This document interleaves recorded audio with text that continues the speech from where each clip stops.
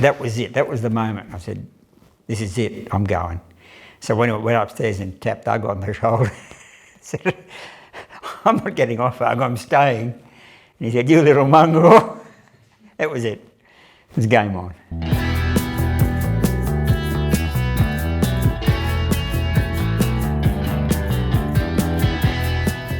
Hi, I'm Bob McTavish, and this is a little yarn of how I went from homeless and broke to going on one of the greatest adventures of my life.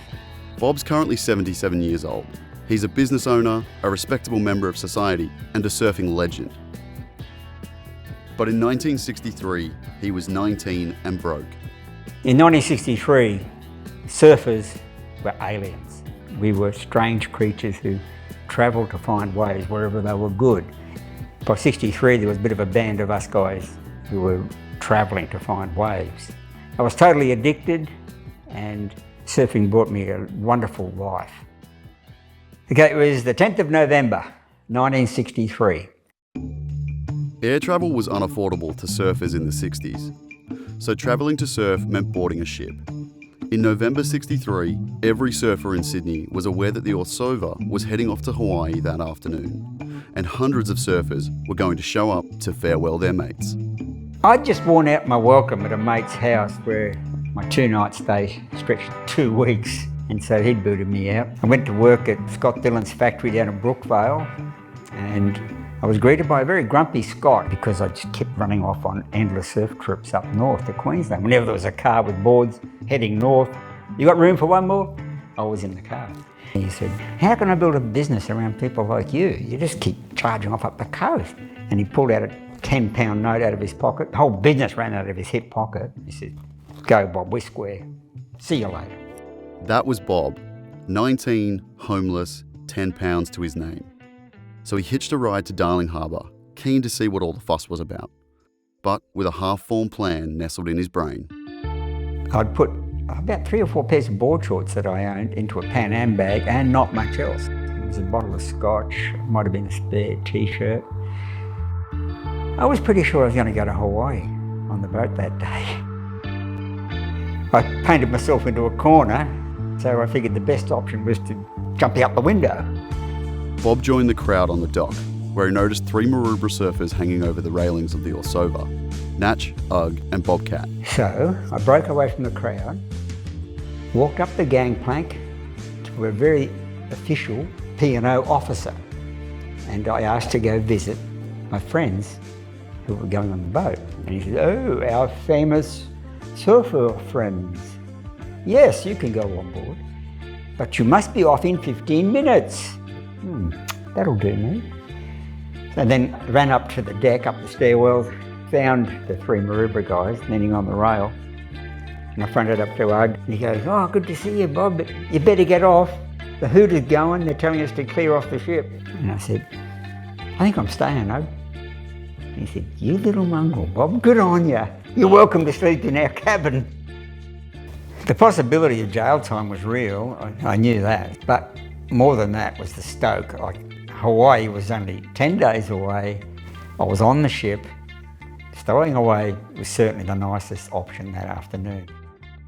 While stowing away was a seat-of-the-pants decision, Bob had long been intoxicated by the scent of the islands. I've been thinking about it for a long time, because when I was 14 or something, I bought a coffee table book on Hawaiian big surf, and it had photos of guys surfing giant makaha and sunset. In fact, when I was walking down the streets of DY, I used to visualise telegraph pole high waves. And I'm surfing down through underneath the buildings. My desire to ride big, quality Hawaii was the dream of my life. The Orsova steamed out of Sydney Heads towards New Zealand with a trailing nor'easter, and before long, Bob had realised that his ruse was far from over.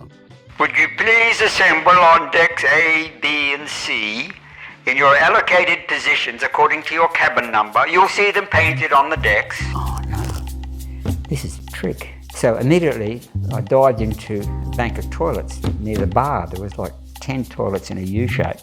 I locked one door, and I thought that if one was locked, it was a case for the handyman rather than immigration. Sure enough, the steward marches in. I could hear him start at the first cubicle, moved around till he came to mine, and I'm perched high, standing up on the seat. We rattled the lock, pushed the door a bit. He moved on to the next booth. I hung there until the drill was over, the safety drill, and straight to C deck into the bar. I had 10 pounds. Resh's beer was sixpence a glass. So I had about 400 beers in my pocket with free peanuts. Yeehaw! This began a 10-day cat and mouse game that went on right under everyone's noses. It was a reckless decision to stow away, but Bob needed to be resourceful now to see it through. That night, after drinking lots of beers in the bar, I went to bed. I slept under Ug's bunk, a little 10-inch space. And next morning, I was surprised to hear a 6 o'clock door knock. I didn't realise the stewards would come around offering cups of tea. They'd trolley down. So I managed to push past him, got out and dodged him. Bob's plan would ultimately go on to become a piece of Australian folklore. But from then on, I had to plan a way to be gone by 6 a.m. I figured the best way to do that was to be up before anyone and start jogging around the decks like I was training to ride the big waves in Hawaii, which no one ever does. You just go surfing, that's your training. So I started doing the jog around C deck. After a few days, the captain realised that this was a little healthy thing, and a few older, fatter guys were starting to join us. So he opened up A deck, and we could go right around the ship, right past the bridge, with the captain and the first mate and the navigator and the engineer all up top, and we would jog right past them every morning, stowaway leading the mob. After 10 days at sea, drinking Reshers and dodging nosy ship's officers, Hawaii appeared on Bob's horizon. How am I going to get off the ship? Well, there's the obvious easy one, just dive overboard and swim. But how long would that last? I mean, you'd be busted straight away. So I'm up on the deck, on C deck at the back, watching all the passengers disembarking. And it was the full deal. There was the Hawaiian band, ukuleles and slack key guitars. Girls putting lace around everyone's neck and giving them a kiss. It was the real fair income deal in those days. Bob had befriended a girl called Patsy in the bar of the Orsova, who was staying on board and travelling to the next destination. Bob asked Patsy to acquire a boarding pass and an exit pass for her to have visitors come on board from Honolulu for the day. So I took the name George Black, and I waited for several hours until the gangplank traffic had got very casual, and the immigration guys were at one end of the gangplank and the ship's officers were at the other. So I rocked downstairs with my Pan Am bag, said goodbye to the ship's officers, and they said, "What are you doing still here? Your mates are gone." I said, "Oh yeah, we stayed to hang with Patsy." "Oh, okay. Well, all the best in the Makaha Surfing Championships." So I was in Hawaii, scot-free, clean, and I got a ride literally in a truck full of pineapples with a couple of local guys, and I'm squeezed in the front cab between these two giant local boys. As we went up through Wahiwa and started to head down through the pineapple fields towards Haleiwa, and there was the whole North Shore opened up in a magnificent vista, with waves breaking on all the reefs, and the trade winds blowing the palm trees curling under the daily trade. This is it, I'm here. They dropped me off in Haleiwa in town, walked up and over the old bridge and got down to the beach, and there was Ugg and Natch and Bobcat with their new old vintage Buick, which they paid $50 for. They were stoked. They couldn't believe to see me there. Ugg lent me his board, I paddled out and I surfed Haleiwa. First waves in Hawaii as the sun went down. Bob settled into life in the islands and turned his surfing gaze up the road to Sunset Beach, at the time the most coveted, high-performance surfing destination in the world. Taking the drop, I could virtually hear the hiss of the rails and silence it. You take the drop and get the first turn in. And then you hear this whack as the lip is pitched in this perfect arrowhead that comes down behind you and explodes. The whole essence of surfing in that era of the 60s was to make the wave, but to make it as critical as you could. And by then you've done your first turn and you're starting to run across the wall. And with Sunset, it can either you can get out after the big drop and peak, which is fun, but 50% of the waves tempt you with the inside bowl. And so you choose the right one and you can run down through the inside bowl, or West Peak as they call it, and you can get a really long, powerful ride through the next 5 weeks. I swear I became a fish. It rode the biggest days and many, many hours a day. Okay, I still might go to jail, but what the heck, I was going to get so many good waves between now and then. Bob was living his Hawaiian daydream, but he knew he couldn't stay in the islands forever. So he started planning his exit from the island. I was going to start work at the Dole pineapple factory. In no time I would earn a flight to Los Angeles, and I was going to work in San Diego at Gordon & Smith Surfboards because someone had teed up a job for me there as a shaper. In the 60s, the Sydney Sunday Herald used to be flown to the Australian consulate in Honolulu on a Sunday. Due to the time difference, the Australian surfers could read today's paper. One day when we were dug into town, I had a look at the Herald. The Sun Herald used to run a little surfing page or a half-page column and had bits of surf gossip in it, and there was a line in there that said, "Missing surfers, last seen farewelling their mates on the Orsova." How long is it going to take for officials to see this and go hunting for us? Wake up next morning, walk over to Sunset Beach, there's a grey falcon in the car park with suits hanging in the back on coat hangers. So this is it, I'm busted. So I walked into the water and started to do a swim like I was an early morning swagger, you know, like a swimming jogger. And so I was doing my swag up out through Sunset. It's flat, it was hardly any swell, and swam up to Rocky Point slowly. But as I'm swimming, I'm watching this grey falcon tracking along Ham Highway. And got as far as Pipeline. The suits had walked down the beach, their black polished patent leather shoes, trousers, ties, shirts. So I caught a wave to their feet. Bob McTavish said, "Yeah, come with it, we've got you."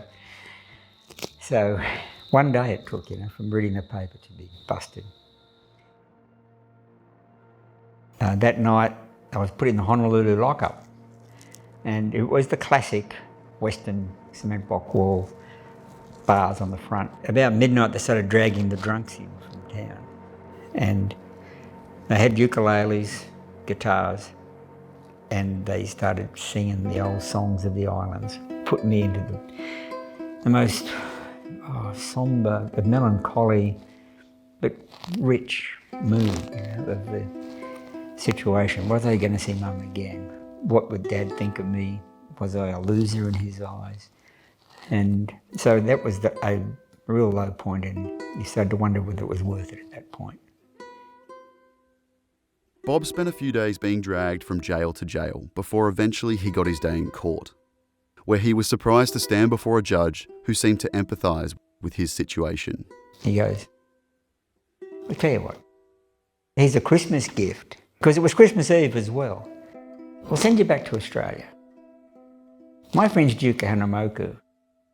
If you want to, go back, earn another fare, come back and I'll introduce you to Duke Hanamoku. You can surf here legally." I'm like, "Thank you, sir, thank you." I did go back a few years later, and I did meet the Duke. I didn't pay for that ticket either. I got sponsored. Bob got sent home on a Pan Am 707, accompanied by a young FBI agent, and on landing in Sydney, thought he was finally going to face the severity of his crime. As he was about to face the press at Sydney Airport, Bob spotted a friend, Lenny White, in the crowd. There was thousands of cameras lined up in this room and people everywhere, and that little white fence lined up to lead me into that. And there's Lenny just at the back of the crowd going, come on. So there's no cops around, they're not doing anything, there's no officials. I mean, I had a couple of immigration guys marching me into this interview room. So I jumped the fence, ran out with Lenny down to his car, with cameras chasing us all down the tarmac and trying to film us. Jumped in Lenny's car, drove to Queensland. Let it all cool down. After a few weeks, Bob needed to return to Sydney to work at Wallace Surfboards. And one morning, while shaping, heard his name on the radio. "Stowaway surfer Bob McTavish failed to appear in court today." In the end, I had to go to court and I had to fork out £600, and my dad was earning £25 a week at that stage. So that equated roughly to 6 months' income. £600 for a one-way ticket to pay back the flight I had friends in Caloundra, Marooned Bendel, who were old surfers who were well heeled enough. So I could call them on Bill Wallace's phone and ask Ma if she would pay the fine, and I would pay it back weekly. That Bill would take out of my wages and pay her. And she immediately agreed, and she got the details of the court, etc., and paid it for me. What a lovely people, Ma and Pa. So I got to work. And I was shaping, it's being the boom in Sydney, in 63, now this is now early 64. I was shaping, one day I shaped 13 boards. I mean, the best I can do now is 4. I was a bit rough around the edges initially, but I got the swing of it after a while, and I became a pretty decent surfboard shaper. In fact, this little adventure led me to have a career, for want of a better word. I had a skill set that I could take anywhere, and it's backed me up and supported me for the next 58 years.